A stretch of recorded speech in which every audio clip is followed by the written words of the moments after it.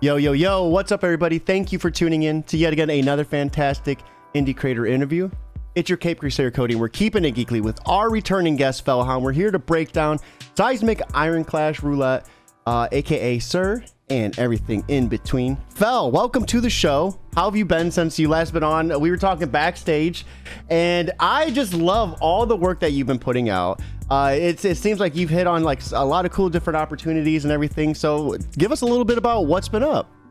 Yeah, thank you so much. Really appreciate the support. Yeah, I'm here because I've got a new book. It's called S.I.R, aka SEISMIC IRONCLASH Roulette. So it's a really fun mini-series coming out from Boom about motorcycle jousting. And I'm basically kind of just working on that right now. That's my main work, still drawing it, but all the scripts are done. So we're, just gotta hammer these pages out. But yeah, and I've also been in like a couple anthologies since. I was in Sapphic Pulp with Natasha Altarisi, When I Was Young with Michelle Abinator, and yeah, I got I think some covers that I did that haven't been released yet, so hopefully they will come out soon. But yeah, just trying to keep busy. So there's so much I love about this book. I had the chance to read issue 1, so thank you very much for that opportunity. I love the name. The name is so insane. I love the concept. Romance. We have motorcycle jousting. The protagonist's love interest, and just like I was talking earlier, just the layout of the book was just so awesome as well. So first things first, where did you come up with the name? Oh, the name. So that was one of the first things I ever came up with before I even knew it was about motorcycle jousting. I guess when I was making this pitch, I really wanted like an insane, like I knew I wanted to make like some kind of like YA insane like sports anime type thing. And I was like, in order to get people hooked on the book, I need like an insane title. And I realized like in a lot of these like 90s anime that I really love, they all have like kind of like insane titles like Neon Genesis Evangelion. I don't know what that means, but it sounds really cool. It does. Like Revolutionary Girl Utena. What is a Revolutionary Girl Utena? I have no idea, but it sounds cool. So I was like, if I just had like a string of words that sounded like really cool nonsense, maybe people would like being curious about what a SEISMIC IRONCLASH Roulette is, and then maybe pick up the book. So that was my line of thinking, and then everything else kind of like came in afterward, and then I was like, oh, it could actually like mean something because they're motorcycle jousting and they're also betting on the sport. So it's like a, it's iron because it's motorcycle, it's a roulette because they're betting, and SEISMIC because it's cool. And I really loved just the introduction, from when we first set up this interview and I had no idea what the story was about. I was like, this is interesting. Motorcycle jousting. I wonder how we're going to delve into this. The introduction to the story I thought was just so well crafted, and the way you did like the layouts, it's hard for me to explain it, but readers, when you read this, you'll understand, and you'll come back and you'll comment on this very video and be like, you were right. Which, by the way, pre-orders, you can hit up your local comic book shop, get those pre-orders in. This coming out in stores August 14th from Boom Studios. Once again, congratulations on landing that, a 5-issue miniseries. So tell us a little bit about what S.I.R is about. Yeah, so usually I just yell motorcycle jousting really loudly, but the in-depth plot is that it is a romantic sports drama about our two leads, Avery and Nico. Basically, they were lovers, but then they got separated due to circumstance. Nico had to move away to college, but then their relationship got a little rocky. They haven't talked to each other in about a year.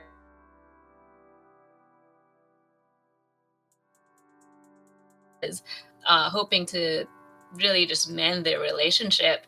But what Avery doesn't know is that Nico is involved in a sort of shady motorcycle jousting ring that's just like controlling the school, called the SEISMIC IRONCLASH Roulette. And in order to save their relationship, Avery needs to face the trials and the tribulations of the motorcycle joust. And yeah, it's a 5-issue miniseries, and we've got a lot of high drama, high action, high emotion, and I really hope people enjoy the ride. I really loved how detailed the interiors were. You made like excellent use of every single panel.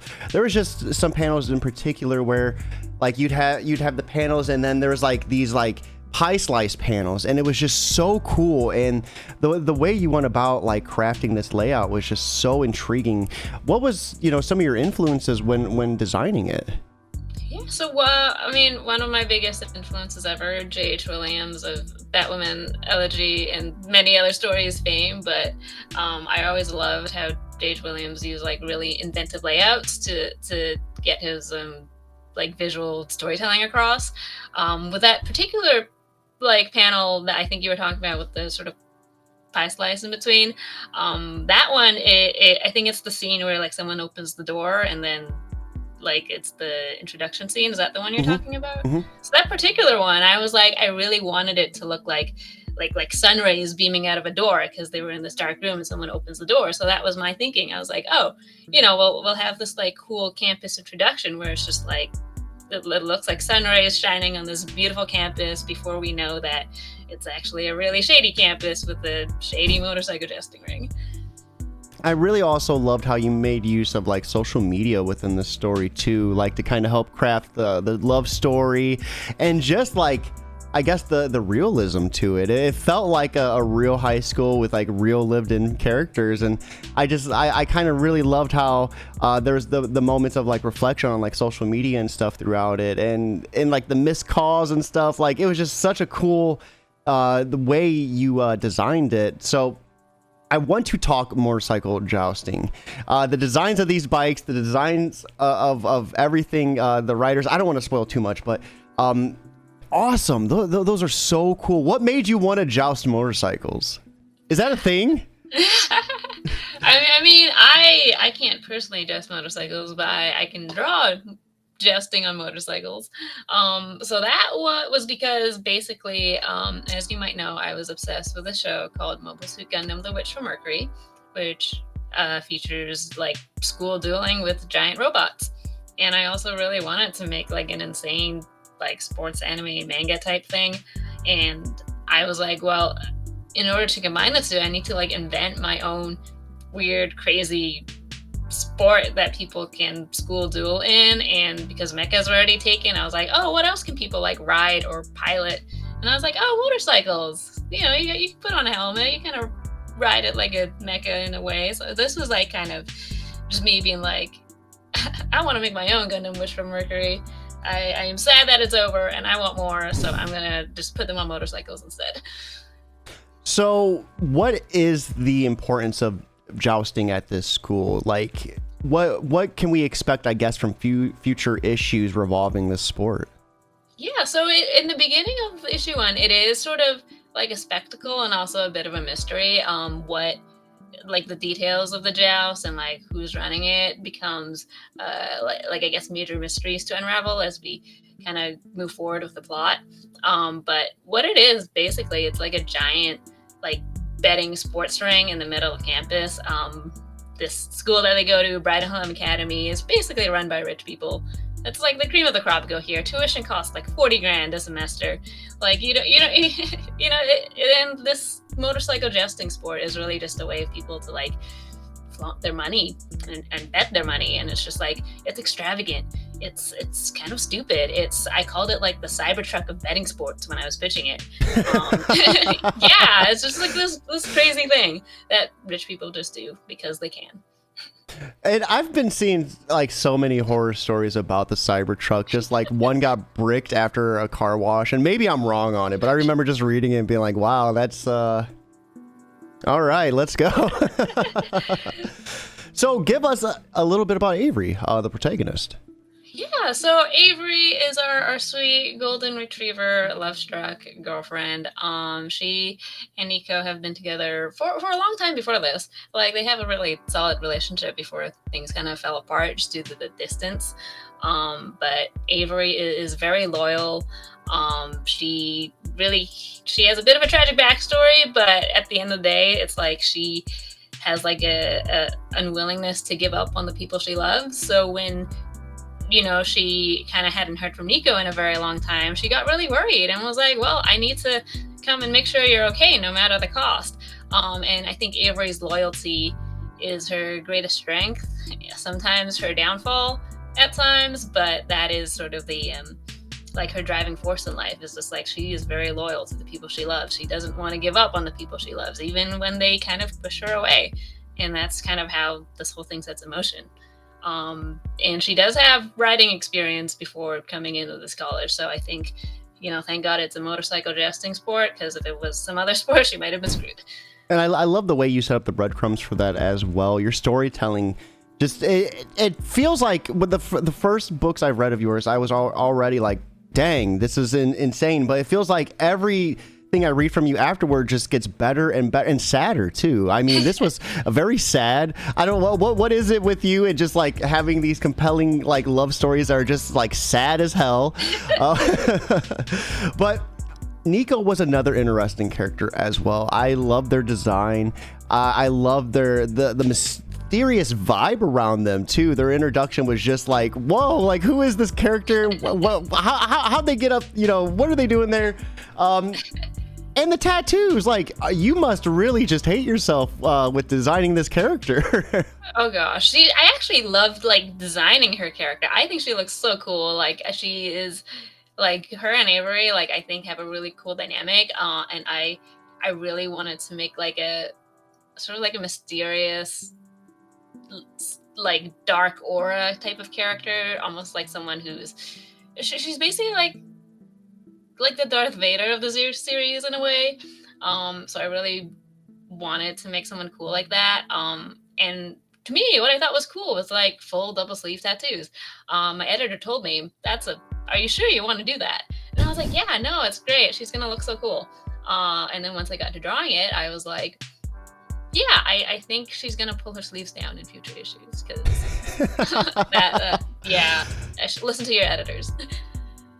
I mean, and that's the thing though, it's not just like blobbed on the arms. They're fully fleshed out tattoos. I was really impressed because I zoomed in on panels and everything, and just the way, I can't even imagine as an artist like the different like positioning and like postures of the arm, and just like having that tattoo be like able to like reflect like a 3D feeling. Like that had to have been insane.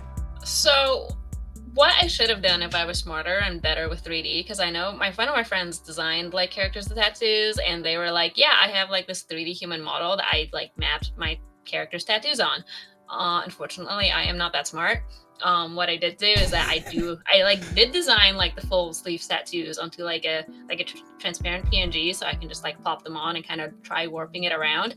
My downfall was that I got really lazy and I only designed like for one of the tattoos. She has like a really cool fish tattoo, and I only designed the front of it. I didn't design the back of it. So then when she rotated her arm, I was like, I can't just copy and paste this on because there's nothing there. I didn't design the back of this tattoo. So I was like, oh crap.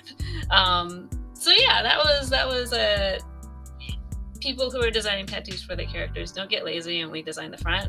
Gotta design the whole arm. That's my PSA.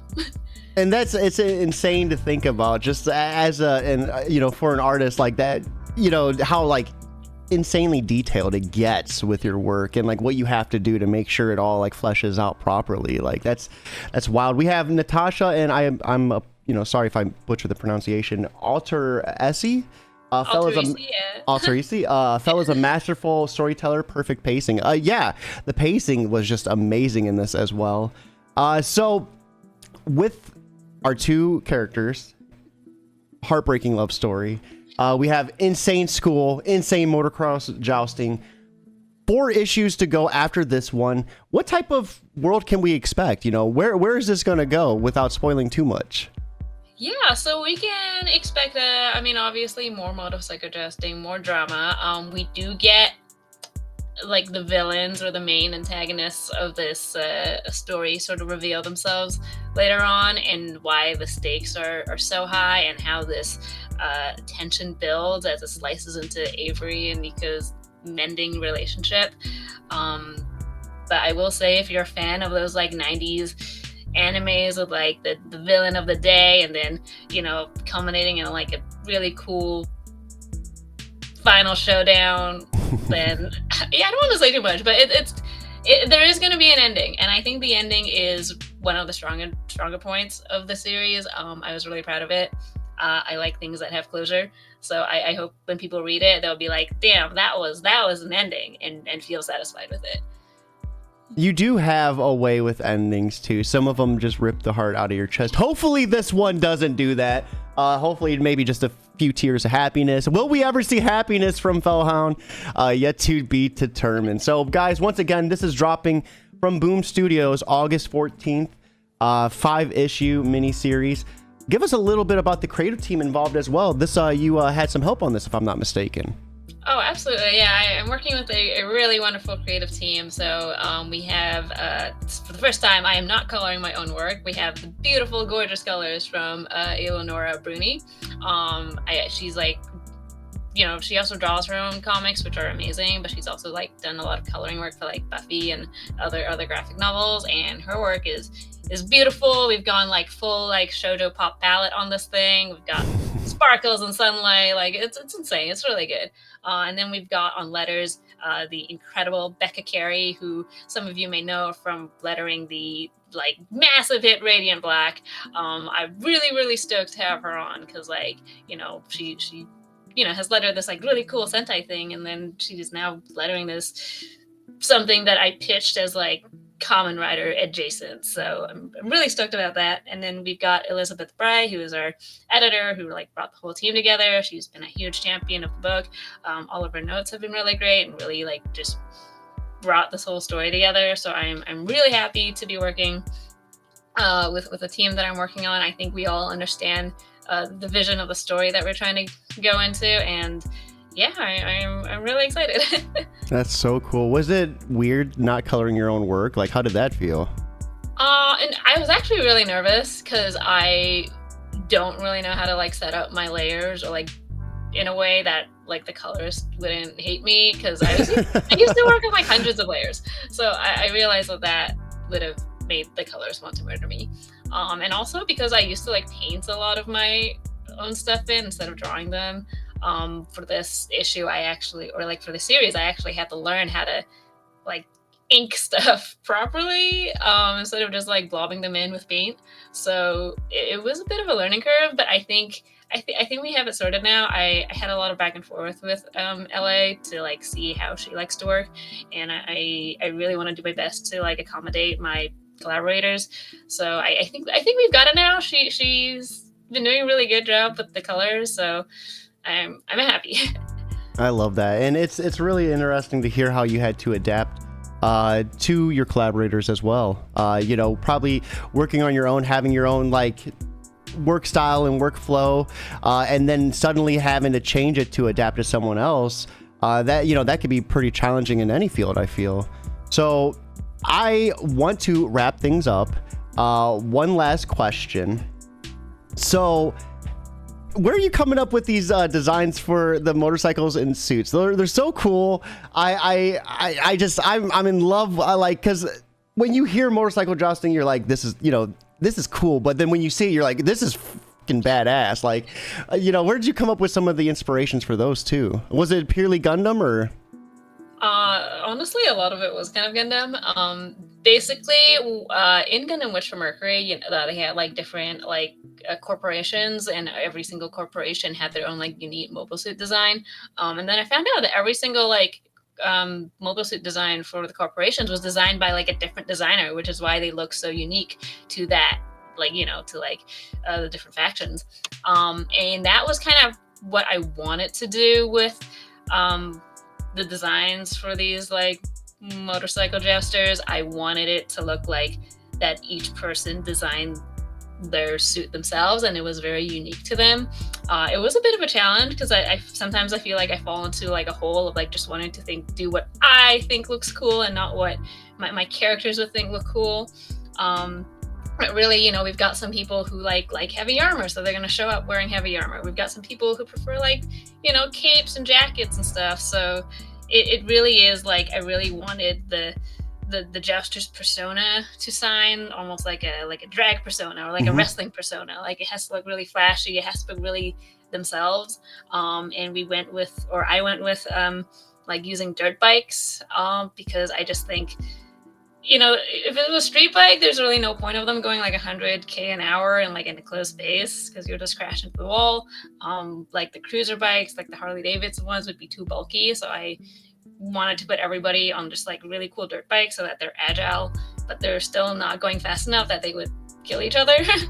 So that was kind of my design of those, just like cool dirt bikes and really, really flashy personas that really personified all the characters themselves. So dropping from Boom Studios August 14th, we'll have a link updated in the description where you can actually pre-order this, but hit up your local comic book shop, getting there and tell them to get this on the shelves too. That always helps just as much. And if you can't pre-order, put it on Twitter, Facebook, word of mouth, cost you absolutely nothing. Get on Hound's Twitter, retweet some tweets, help boost what you can. So Fel, speaking of that, for anyone who might be on the fence about pre-ordering, what would you like to say to them to help push them over that hump? Well, a house in Toronto currently costs about $1.4 million, and I would really, really like to be able to afford a house, and every dollar on pre-orders help me afford this house. Okay, but actually speaking, if you like epic romance, if you like insane action drama, if you're just curious about what the hell a SEISMIC IRONCLASH roulette is, or what the hell is motorcycle jousting sport is, then you're gonna be in for a fun ride. And I promise you there will be an ending. It's not gonna end on a cliffhanger where you're just like, that's it. Like I think it's a very satisfying story that wraps around. So if you like any of those things I said, if you like queer romance, 90s anime, if you're a big fan of George Romero's Knight Riders film from a couple of years back, then this is just kind of like a modern pop shoujo version of it. So yeah, I hope you will pick up motorcycle jousting or check it out, or at least just pick it up to see what a SEISMIC IRONCLASH roulette is. And I loved how the acronyms like spell SIR. Was that like purposely like designed that way, or did it just lay out that way? It kind of just laid out that way. I just wanted to name it something stupid, and I was like, yeah, these words sound really stupid together. And then I was like, oh, it has an acronym called SIR. Oh, that's perfect. So it kind of just fell into place. We have Natasha saying pre-order. It's so great. Absolutely. I definitely give this 2 thumbs up as well. I read it last night and again this morning, and I loved it again the first and the second time around. So Fel, you've been on the show before. You know the drill. We always ask a little bit of advice before we ask what you're consuming outside of creating. So for anyone looking to work with a collaborator for the first time, what would you say the most important thing they could do to help that relationship, grow in a successful manner? Yeah, so obviously comics are very collaborative. The first thing I did when I realized I was working with like collaborators in this time, because my editor is amazing. She pulled the team together. I've never talked to LA or Becca before, but the first thing I did was like, Elizabeth, can you like put me on an email chain with them so that I could like talk to them directly? And I think that communication is so important. Just being like an introductory email, being like, hey, how do you like to work? Be accommodating, and like don't be afraid to like, it's not asking you to like change a whole process, but it's just like asking to see like how we can work together as a team. So if I can do something that'll make my collaborators life easier, either by changing the way I layer things, or like writing a script a little different, like that's something I'm always willing to do. And I think when it comes to working in a collaborative setting, those are things that you should not be sort of stuck up on, and just like be willing to flow and do what's best to make everyone like working on this project. I think when people like working on the project, they do a better job on it. So yeah, just be friendly, just be communicative, and be supportive, and have fun. Adaptability it feels like it's key in every aspect of life. So no surprise that it would be just as important with creating comics as well. So last but not least, what are you up to? What are you watching? What video games are you playing? What books are you reading? Ooh, okay. Well, I haven't been able to play video games for a very long time. After my 4th playthrough of Baldur's Gate 3, I decided to take a break. But some games I'm really looking forward to, Dragon's Dogma 2. I really love the first one, so I really want to get it. Dragon Age Veilguard just got announced finally. Been waiting 10 years for that game, so really excited. Assassin's Creed Shadows, really, really excited about the feudal Japan setting. I've wanted it for a very long time. basically I won't be able to play any of these until I guess like November when my book wraps. So probably just gonna take a few months off to play. Another show I'm really looking forward to is Arcane Season 2 coming in November. The first one broke my heart, and I can't wait to have it be stomped on again in Season 2. And for things I'm reading, what am I reading right now? Let me look at my bookshelf. I've actually been reading there's like a light novel called I'm in Love with the Villainess. It's basically like an isekai where this office worker dies and then gets transported into her favorite video game where she falls in love with the villainess. It's really cute, and it was that surprisingly sounds so cool. yeah, like they made the anime of it, and like it had one season, but I thought the anime was cool, so like I picked up all the books after, and I was like, oh shit, this actually gets like pretty legit, pretty deep afterward. It's got like French Revolution themes in it. I was like, whoa. But yeah, that's what I've been sort of reading right now. There's like 5 books. I'm just started the last one. See, I love how that happens too. I was like that, actually kind of reversal with Chainsaw Man. I ended up reading all of it, and then I watched the season. And it's like how much they omit from the actual book to anime adaptation. You miss a lot of good stuff. Mm-hmm. So, like, oh, go ahead. Go on. I was just gonna add on to what you said. It's like, yeah, like sometimes I guess because the animating is hard, you just kind of get more in like the book form, and like certain details are missed, but both are good. No, absolutely. So everyone, once again, August 14th, this book will be dropping. Get your pre-orders in from your local comic book shop, and we'll have an updated link in the description for you to hit to pre-order as well. That being said, it's time for us to wrap up, so I hope you all have a lovely Thursday. Most importantly, though, keep it geekly.